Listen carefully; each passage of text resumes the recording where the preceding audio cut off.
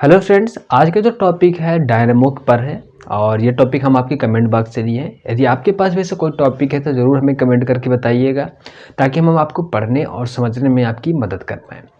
Friends, हम class की शुरुआत करें इससे पहले मैं कुछ जानकारी आपको देना चाहता हूँ। हम इलेक्ट्रोकेमिस्ट्री की लगातार क्लासेस कर रहे हैं और इलेक्ट्रोकेमिस्ट्री में बहुत सारे पॉइंट को कवर किया है। ये वीडियो जो है आपको इस वीडियो के डिस्क्रिप्शन बॉक्स पर मिल जाएगा। यदि जो भी टॉपिक आपको समझ में ना आता हो तो वो टॉपिक आप आराम से देखकर सीख सकते हैं। तो सबसे पहले हम समझते हैं डायनेमो का डिफिनेशन क्या है। देखिए, डायनेमो का कार्य क्या है कि जो भी यांत्रिक ऊर्जा होती है उसको क्या करता है, चेंज करता है किसे, विद्युत ऊर्जा में। तो ये जो कार्य करने की जो प्रक्रिया है किस सिद्धांत पर कार्य करता है, तो विद्युत चुम्बकीय प्रेरण के सिद्धांत पर कार्य करता है। इसे जनित्र, जनरेटर या विद्युत उत्पादक भी कहते हैं। अब डायनेमो को थोड़ी हम और आसान भाषा में आपको सिखाना चाहते हैं, समझाना चाहते हैं। इसके लिए आपको चुंबकीय रेखाएं को समझेंगे। चुंबकीय रेखाएं को, दूसरा विद्युत चुम्बकीय प्रेरण क्या है, विद्युत चुम्बकीय प्रेरण का सिद्धांत, और जो तीसरा सबसे महत्वपूर्ण चीज है, चुंबकीय फ्लक्स। ऑलराइट, चुंबकीय फ्लक्स। ठीक बात है। तो यहाँ पर हम समझने वाले हैं चुंबकीय रेखाएं एक नंबर, दूसरा जो है विद्युत चुंबकीय प्रेरण, तीसरा है जो है चुंबकीय फ्लक्स। ठीक है। यदि आपको इन चीज़ों की समझ बहुत अच्छी है तो डायनेमो बहुत ही आसान हो जाएगा। यदि आपको नहीं आता है तो बहुत ही आराम से इसको शांतिपूर्वक समझेंगे। ठीक है। देखिए, चुंबकीय रेखाएं क्या होती है। सबसे पहले हम बात करते हैं चुंबकीय रेखाएं की। जैसे कि ये चुंबक है, थोड़े से चुंबक के बारे में जानने का प्रयास करते हैं। ये चुंबक है, चुंबक पे दो ध्रुव होता है। याद रखना, चुंबक पर हमेशा क्या होते हैं, दो ध्रुव होते हैं, N और S होता है। ठीक है। क्यों हम इसको N और S लिखते हैं, क्योंकि यदि चुंबक के एक छड़ को एक यहाँ पास एक डोरी से बांधकर बीच में चुंबक को रखें तो आप देखेंगे कि चुंबक और ये सिरा दोनों किस ओर रुकेगा, नॉर्थ टू साउथ रुकेगा। सिरा नॉर्थ की ओर, दूसरा सिरा साउथ पोल की ओर रुकेगा। समझ रहे हैं, यानी कि एक रुकेगा उत्तर की ओर, एक रुकेगा दक्षिण की ओर। देखिए, बहुत सारे बच्चों को हो सकता है कि दिशा का ज्ञान ना हो कि कैसे दिशा का हम ज्ञान करते हैं। देखिए, मैं बहुत ही आसान तरीका बता देता हूँ, आपको कभी भी नहीं भूलेगा। ठीक है। आप हमेशा एक बड़ा सा प्लस का साइन बनाइएगा। ठीक है, ये बहुत अच्छा तरीका है।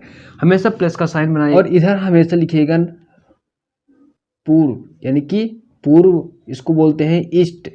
मैं इसको इसे प्रेजेंट कर रहा हूं। ठीक है। पूर्व, पश्चिम, ईस्ट, वेस्ट। ठीक है। और ऊपर होगा उत्तर। समझ रहे मेरी बात को, पूर्व, पश्चिम, उत्तर, दक्षिण। इसकी दिशा कभी भी चेंज ना करें। जब भी कहीं भी यदि दिशा से संबंधित कोई चीज पढ़ रहे हो और आपको दिशा का ज्ञान करना है तो बस आप यही डायग्राम बनाइएगा। ठीक है। इसको हम बोलेंगे नॉर्थ पोल बोलेंगे, और ये दक्षिण है, इसको बोलेंगे हम साउथ पोल। ठीक बात है। तो ये चीजें समझ लीजिएगा। और एक चीज, हाँ, जैसे कि ये पूरब और दक्षिण है। ठीक है, ये पूर्व दक्षिण है, तो इस बीच वाले भाग को हम बोलेंगे दक्षिण पूर्व। इस वाले भाग को हम क्या बोलेंगे, यहाँ इस दोनों के बीच के भाग को हम बोलेंगे दक्षिण पश्चिम। ठीक है, दक्षिण पश्चिम बोलेंगे। और इस वाले भाग, इसके बीच वाले भाग क्या बोलेंगे, इसको बोलेंगे उत्तर पूर्व। ठीक है, उत्तर पूर्व बोलते हैं। और यहाँ इस वाले बीच के क्या बोलते हैं, इसको बोलेंगे उत्तर पश्चिम बोलते हैं। ठीक है।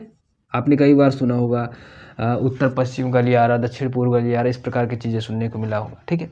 तो उत्तर पश्चिम, उत्तर पूर्व, ऐसा बोल रहा है कि ये उत्तर पूर्व दिशा में है, ये दक्षिण पूर्व की हो रहा है, ऐसा आपको सुनने को मिलता है। तो ये बहुत ही अच्छा है। ठीक है। इस प्रकार से बनाने का तरीका यदि आपने देख लिया है, अब समझते हैं आगे।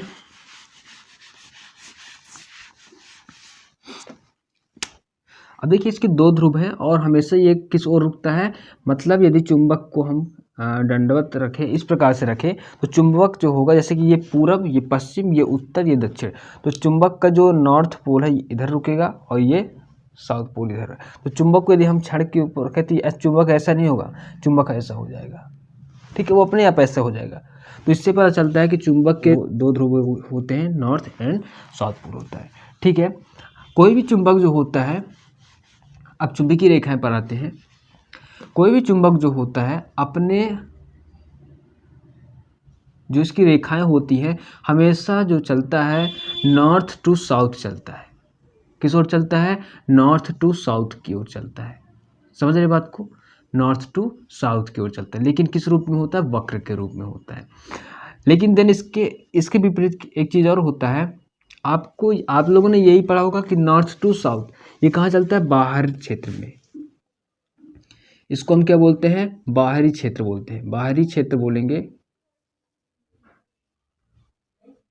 ठीक है, लेकिन एक चीज और ध्यान देना, जो चुंबक के अंदर भी एक रेखा चलती है सीधी रेखा में, ये चलता है साउथ टू नॉर्थ चलता है चुंबक। देखिए फर्स्ट पॉइंट डाल के लिखिए, बहुत ही इंपॉर्टेंट चीज बता रहा हूं। ठीक है, लिख लीजिएगा। चुंबक के बाहर जो रेखाएं होती है, कौन सी रेखाएं? चुंबकीय रेखाएं। इसको बोलेंगे चुंबकीय रेखाएं। किस से किस ओर चलती है? नॉर्थ, उत्तर से दक्षिण की ओर। ठीक है, दूसरा पॉइंट डाल के लिखिए। और इसकी रेखा जो होती है वक्र के रूप में होती है। ठीक है, रेखाएं कैसी होगी? वक्र होगी। दूसरा पॉइंट बहुत बेहतरीन चीज है, चुंबक के भीतर चुंबकीय रेखाएं जो होती हैं, तो चुंबकीय रेखा है, देखिए किस ओर से जा रहा है? यहाँ से चुंबकीय रेखाएं निकली, नॉर्थ टू साउथ चलता है। फिर क्या होता है? साउथ टू नॉर्थ, एक सीधी रेखा में गति करता है, एक सीधी रेखा में ये जाता है। ठीक है, किस ओर से किस ओर? साउथ टू नॉर्थ से आता है, मतलब दक्षिण से उत्तर की ओर। रेखाएं कैसी होगी? सीधी होगी। मैं से लिख दे रहा हूँ, सीधी, कोष्टक बंद। ये साउथ यानी कि दक्षिण से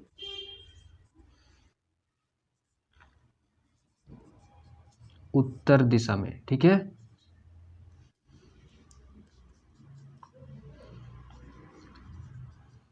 प्लीज नोट डाउन। तो फ्रेंड्स, आपने इसको बहुत बढ़िया समझ लिया है। ये बात ध्यान रख लीजिएगा हमेशा कि चुंबक का जो बाहरी क्षेत्र होता है नॉर्थ टू साउथ की ओर, इसकी जो रेखाएं चलती है, ठीक है, और चुंबक के अंदर भी रेखाएं चलती है, इस बात को भी नोट डाउन कर लीजिएगा। ठीक है, और किस ओर चलता है? साउथ टू नॉर्थ चलता है, लेकिन सीधी रेखा में। ठीक, अगला चीज समझिए। देखिए जैसे ये रेखाएं निकल रही हैं, ये रेखाएं जहां तक जाती हैं, जिस एरिया तक ये अपनी वक्र बना पाती हैं, तो वो एरिया पूरा क्या कहलाता है? चुंबकीय क्षेत्र कहलाता है। ठीक है, अब देखिए ये ऊपर बस ही नहीं चलता, ये ऐसे भी चलता है, ऐसे भी चलता है, लेकिन हमेशा north to south, north to south. समझ रहे हैं? नॉर्थ टू साउथ, ये चीज समझ में है, बहुत बढ़िया समझ में है। अब देखिए इस पूरे क्षेत्र को समझिए, इस चुंबक का क्षेत्र, ये रेखाएं केवल ये अंतिम रेखा है, बस इसके अलावा आगे नहीं बढ़ पा रहा है। यानी कि तब हम इस क्षेत्र को क्या बोलेंगे? चुंबकीय क्षेत्र बोलेंगे। क्या बोलेंगे? चुंबकीय क्षेत्र। हर एक कॉन्सेप्ट, हर एक छोटी छोटी चीजें समझते जाइए, डायनामो समझना बिल्कुल भी आसान हो जाएगा। ठीक है, तो चीज समझ गए। इस एरिया को क्या कहेंगे? चुंबकीय क्षेत्र। अब आपके दिमाग में सवाल आना चाहिए, ये सवाल कि हम कैसे पता करें कि ये चुंबकीय क्षेत्र यहीं तक है? कैसे पता करें? भाई चुंबक है, हमको चुंबकीय जो रेखाएं होती हैं, ये रेखाएं अदृश्य होती है। कैसी होती हैं? अदृश्य होती हैं, हम इन्हें देख नहीं पाते। लेकिन कैसे पता चलता है कि जो रेखाएं हैं यहीं से गुजर रही है? ये रेखाएं यहीं से गुजर रही है। एक आपने सुना होगा चुंबकीय सुई, ध्यान देना, चुंबकीय सुई सुना है आप लोगों ने?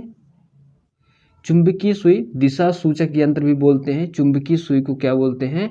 दिशा सूचक यंत्र। यानी ऐसा आपने फिल्मों में अक्सर आपने देखा होगा कि जंगल में कोई व्यक्ति घूम जाता है, फिर वो दिशा सूचक यंत्र निकालता है, फिर वो उसी दिशा में जाता है। तो दिशा सूचक यंत्र जो होता है ये चुंबकीय सुई को कहा जाता है, क्योंकि आपको पता है जो चुंबक होता है ये नॉर्थ टू साउथ पोल की ओर, इसके दो ध्रुव होते हैं नॉर्थ टू साउथ। तो चुंबकीय सुई को निर्माण कुछ इस प्रकार से किया जाता है, जैसे चुंबकीय सुई है, ध्यान देना, और यहाँ पास हम लिख देते हैं नॉर्थ, यहाँ लिख देते हैं साउथ, इधर ईस्ट, इधर वेस्ट, ठीक है। और चुंबकीय सुई का निर्माण इस प्रकार से किया जाता है, ये चुंबकीय यहाँ पास दंड चुंबक लगा देते हैं, ठीक है, सुई होती है ये। तो ये हमेशा सुई जो होता है हमेशा पृथ्वी में किसी भी क्षेत्र पर से कहीं भी चले जाइए, ये हमेशा केवल और केवल नॉर्थ टू साउथ, ये हमेशा इसी दिशा में दिखाएगा, ठीक है।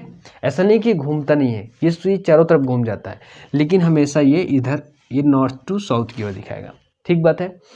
लेकिन इसकी दिशा कब परिवर्तित हो जाती है? जब ये चुंबकीय क्षेत्र में जाता है। यहाँ पास मेरे बात को ध्यान सुनना, मैंने क्या बोला, सुई की दिशा परिवर्तित हो जाती है जब ये चुंबकीय क्षेत्र में चला जाता है।